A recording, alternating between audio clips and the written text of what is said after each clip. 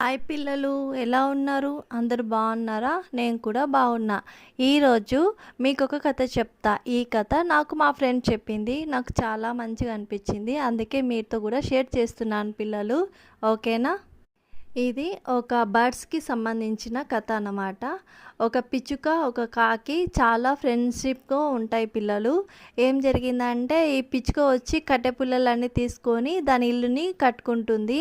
కాకి ఏం చేస్తుందంటే పిడకలతో ఇల్లు కట్టుకుంటుంది పిల్లలు. ఈ రెండు వేరు వేరు అయినా చాలా ఫ్రెండ్షిప్ అన్నమాట.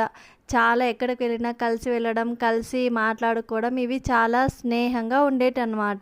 ఒకరోజు ఏం జరిగిందంటే పెద్ద గాలి వాన వచ్చింది. వచ్చినప్పుడు ఈ పిచ్చుక యొక్క ఇల్లు కట్టె పుల్లలతో కదా పిల్లలు, ఆ కట్టె పుల్లలు వానకు తడిసి అంతా ఇల్లంతా కూలిపోయిందనమాట. పిచ్చుకకు ఎక్కడ ఉండాలన్నా ఈ వానకి అయితలేదన్నమాట. ఈ పిచ్చుక ఆలోచించింది, అరే నా కాకి ఉంది కదా, నా కాకి ఫ్రెండ్ దగ్గరికి వెళ్ళి ఒక సహాయం అడుగుతాను నేను అనేసి కాకి దగ్గరికి వెళ్తుంది. కాకి ఇట్లా వానతో నా ఇల్లు అంతా కూలిపోయింది, నాకు మీ ఇంట్లో కొంచెం స్థలం ఇవ్వవా, నా పిల్లలు మేమందరము బయట స్థలం లేక చాలా ఇబ్బందుల్లో ఉన్నామని అడుగుతుంది. అప్పుడు కాకి అంటుంది, వెళ్ళు నాకు నా పిల్లలకే ఇక్కడ స్థలం లేదు, ఇంకా నువ్వు వచ్చి ఎక్కడుంటావు, వేరే ఎవరినన్నా అడిగి హెల్ప్ తీసుకో, నేనైతే ఇవ్వలేను అంటుంది. పిచ్చుక చాలా రిక్వెస్ట్ చేస్తుంది కానీ కాకి వినదనమాట.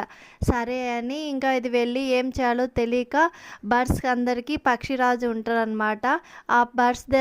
ఆ బర్డ్ వచ్చేసి దాని దగ్గరికి వెళ్ళింది. ఆ పిచ్చుక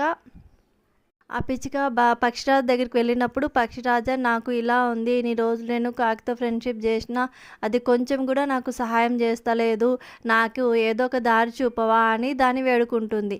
సరే పక్షిరాజు అన్నది, సరే నువ్వు తూర్పుకి వెళ్ళి చిన్న గుంత తీయు, తర్వాతకి ఆగిపోకుండా ఇంకొంచెం దూరం పోయి పెద్ద గొయ్యి తీయు, తర్వాత పశ్చిమంగా చూడు, సరిపోతుంది అని చెప్తుంది. అరే ఇదేంటి ఇలా చెప్పాడు, నాకు ఏదైనా హెల్ప్ చేయకుండా.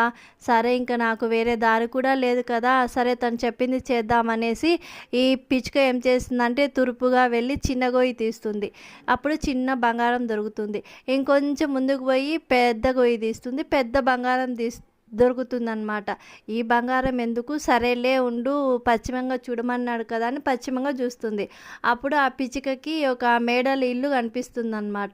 చాలా సంతోషిస్తుంది. ఇక్కడైతే మేము బాగా చాలా హ్యాపీగా ఉంటాము అనేసి పక్షిరాజుకి ఇలా జరిగింది అంటే, సరే ఇంకా ఆ బంగారం తీసుకొని ఆ ఇంట్లో నువ్వే హ్యాపీగా ఉండు నీ కుటుంబంతో అన్నదన్నమాట. సరే అని పిచ్చుక తన ఫ్యామిలీని తీసుకొని ఆ ఇంట్లో నివాసం ఉంటుంది. మళ్ళీ ఇంకొకసారి పెద్ద గాలి వాన వచ్చినప్పుడు ఈ కాకి ఇల్లు కూడా కూలిపోతుంది పిల్లలు. ఆ ఇల్లు లేక అది కూడా చాలా ఇబ్బంది పడుతుంది. అరే పిచ్చుక ఏమైంది, అప్పటి నుంచి నాకు కనిపిస్తలేదు కదా, నేను ఇప్పుడు దాన్ని వెతకాలి అనేసి వేరే వాళ్ళని అడిగి కనుక్కుంటుంది. ఓహో అవునా, సరే అని దాని దగ్గరికి వెళ్ళి, అరే నీకు ఇంత ఇల్లు ఎక్కడొచ్చింది, నీ ఇల్లు ఎప్పుడో కూలిపోయింది కదా, ఏం జరిగింది, ఏంటి సంగతి నాకు చెప్పవా అంటుంది. అంటే పిచ్చుక ఏం చేస్తుందంటే పిచ్చుక అంతా నిజం చెప్పేస్తుంది. ఇలా పక్షిరాజుకి వెళ్ళాను, తనకి నా బాధ అంతా చెప్పుకున్నాను, తను ఈ విధంగా చెప్పాడు, ఇలా అయింది అంటే, ఓ అవునా, సరే అయితే నేను కూడా అలా ట్రై చేస్తానని మనసులో అనుకొని, సరేలే నాకు పని ఉందని చెప్పి వెళ్ళేసి వస్తుందన్నమాట. దారిలో ఆలోచన చేస్తుంది, ఈ పని నేనెందుకు చేయకూడదు, సరే ఆగు అని ఆ పిచ్చుక చెప్పినట్టన్నీ గుర్తు ఉంది కదా దీనికి, ఇది కూడా తూర్పుకు వెళ్ళి చిన్న గొయ్యి తీస్తుంది. అప్పుడు ఈ కాకి చిన్న తేలు గుర్తుంది. ఆ తేలే కదా, నెక్స్ట్ ఏమైనా బంగారం దొరుకుతుందేమోలా అనేసి ఇంకొంచెం ముందుకు పోయి పెద్ద గొయ్యి తీస్తుంది కాకి. అప్పుడు పెద్ద తేలు కుడుతుందన్నమాట. అప్పుడు అరే ఏంది ఇది ఇట్లా కుట్టింది అనే లోపల దాని పానం పోయి ఆ గోతులోనే పడి చనిపోతుంది పిల్లలు. అందుకే హెల్ప్ అడిగినప్పుడు మనకున్నంతలో మనం హెల్ప్ చేయాలి పిల్లలు. మన చేతనైనంత వరకు హెల్ప్ చేస్తే మనం హ్యాపీగా ఉంటాం. మనకి ఎప్పుడైనా ఏదైనా అవసరం వచ్చినప్పుడు మనకు కూడా సహాయం చేస్తారు పిల్లలు. ఓకేనా? బాయ్.